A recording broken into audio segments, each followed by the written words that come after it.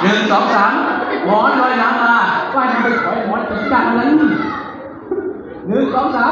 มอนลอยน้ำมาว่ายน้ำไปถอนหมอนหมอนลอยน้ำมาว่ายน้ำไปถอนหมอนไปถอยหมอนไปถอยออกไปถอยเองเอาแพ้หนึ่งแล้วแพ้หนึ่งเอา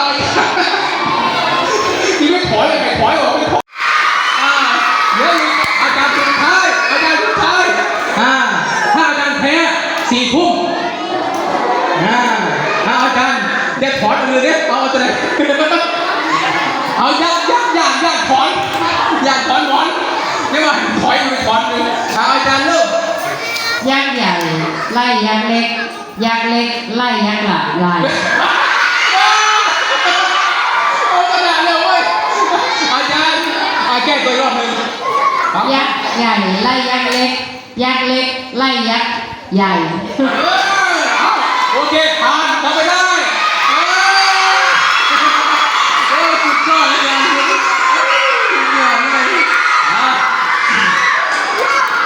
โอเคคราวนี้เก่งมากเอาตัวมาให้คุณครูหน่อยครับขอบคุณครับสุดยอดเลย